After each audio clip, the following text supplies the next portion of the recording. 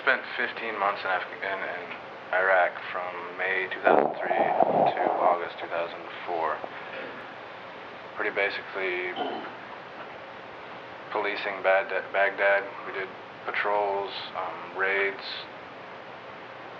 checkpoints. We went to Fallujah, An-Najaf, Sadr City, Al-Qud. Some of the things, I think the first thing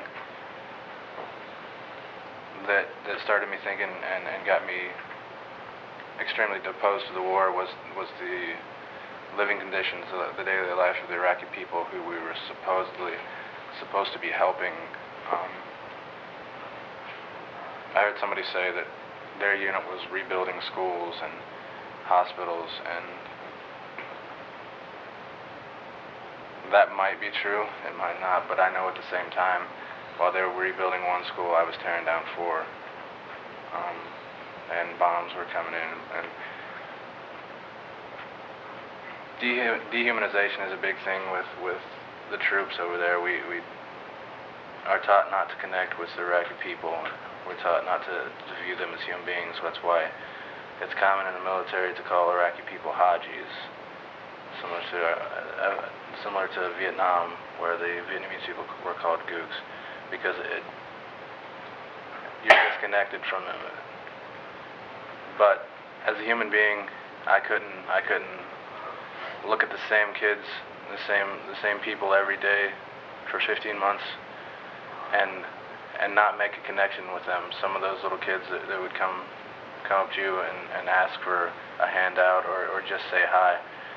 You grew to love those kids, and I look on the news when I get back and see bombs dropping on Baghdad, and I think that maybe one of those kids that I saw as maybe a little brother or a little sister, it just got blown up, you know.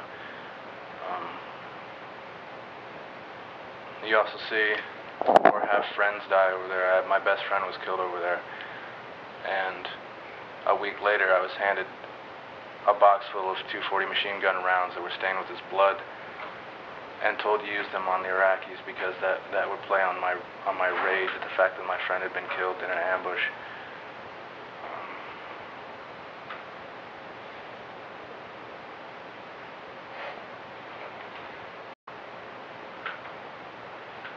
And there is a lot of building going on in Baghdad in Iraq. But it's not for the Iraqi people, it's not for the civilians, it's for the occupation. There are permanent camps going up in Iraq by Halliburton employees who are making $130,000 a year to do the same job that soldiers could be doing, making $22,000 a year.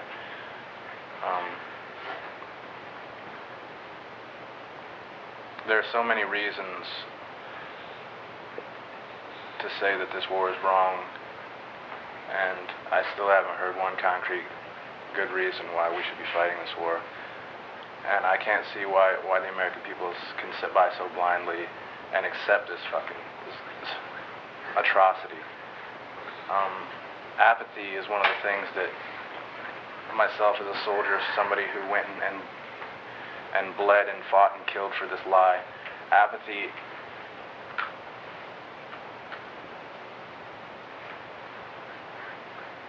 is like an insult to me. You can come up to me and tell me you're against the war, and I'll tell you I don't care, because you're just going to go home and sit on your couch and watch the news unfold, the bullshit news. And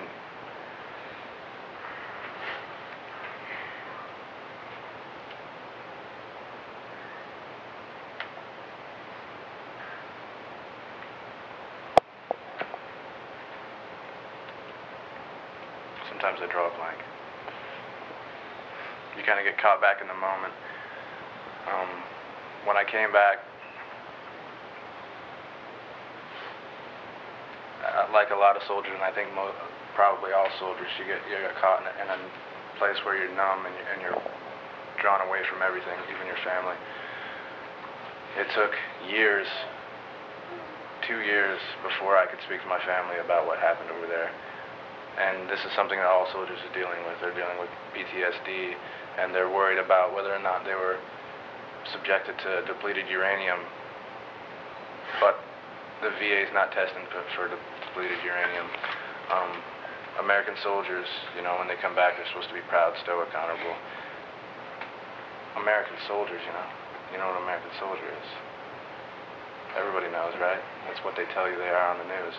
They don't tell you about the problems.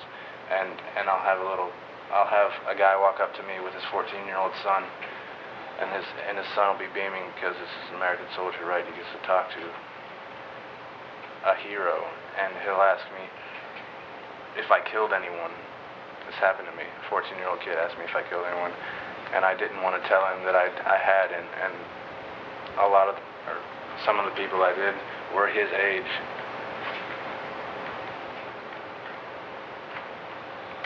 But this picture that we've given, that the U.S. government has given us to portray the soldiers is bullshit. It's one of their best achievements, because not only do they do a great job of dehumanizing the enemy, they do a great job of dehumanizing soldiers.